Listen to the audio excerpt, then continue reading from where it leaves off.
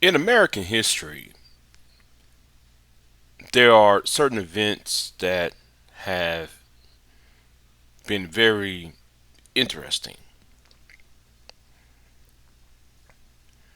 There was a woman of color, a woman of African descent, a slave, a wife of the of a of the ninth vice president of the United States. And her contributions on the founding of the modern day Democratic Party, the early days of the Democratic Party, and the demise of a political administration. Julia Chin, born sometime around the 1780s, 90s, was an octoroon woman, mixed race, a slave within the Johnson um, within the Johnson plantation of Kentucky.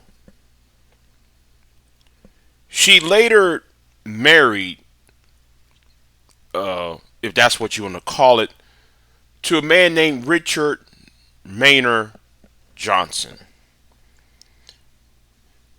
a war hero during the War 1812, who became a member of the United States House of Representatives, and they grew up on the farm of called Blue Spring Farm, and she was the overseer of his plantation. Their marriage have created a lot of controversy during the days of the founding of the Democratic Party, when Andrew Jackson founded the Democratic Party. In the election of 1828, or I should say the election of 1828, the election of 1832, Richard was one of those people who was a contender to be Andrew Jackson's running mate. In 1824, going back a little ways, uh, Jackson ran with John Calhoun, a fervent racist, uh, uh, a person who's a lot more racist than Andrew Jackson himself. And in the time of the 1832 election, Jackson dumped John Calhoun in favor for Martin Van Buren, who was the Secretary of State and also the ambassador to the United Kingdom of Great Britain and Ireland. By the time when the second term of Andrew Jackson was closing, and Van Buren, a person from New York, needed a Southerner and somebody from the West to run on the ticket in 1830, in 1820, in 1836, they choose Kentucky uh, congressman by name of Richard M. Johnson. The news of his marriage to his slave wife was very controversial, despite the fact that Andrew Jackson's popularity um, took the Van Buren Johnson ticket crossed the finish line during the election, it still created a problem um, for the next 4 to 8 years. Van Buren suffered unpopularity. His popularity sunk even quicker, not only because his um, his of the Panic of 1837, but also the fact that his vice president is a person who has children with women of a different race.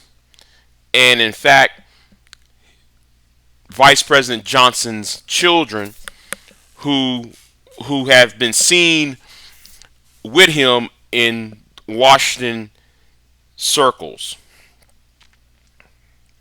And in 1840,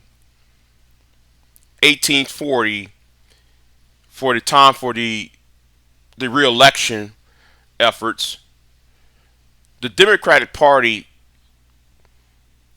did not nominate anyone, despite the fact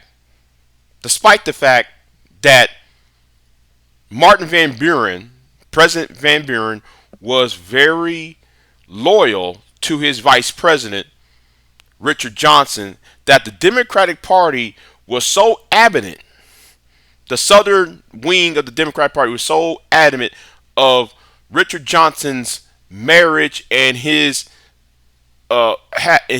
being in company of his black, quote unquote, black slave children. The Democratic Party did not nominate anyone for the vice presidency. Thus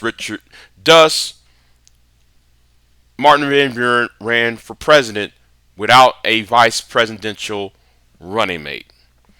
Thus, uh, thus actually losing the election. It's very odd about how a woman, despite the fact she died long before Mr. Van Buren and her husband's election to the White House, has stirred great controversy that followed her husband for the rest of his life, of his political life. And it also was also a part of the reason why Martin Van Buren was more, how can I say, was more abolitionist later on in his life, and that's why in 1848 he left the Democratic Party. He was part of the barn burners wing of the Democratic Party, which was a anti-slavery part of the wing of the party, and created the Free Soil Party for the 1848 presidential election. Anyway, that's a little tidbit for history, y'all. Julie Chin, or Julie Chin, um, died in July 1833, 4 years before her husband became vice president of the United States. And then there is a cartoon called An Affectionate Scene in Kentucky. Like, share, subscribe.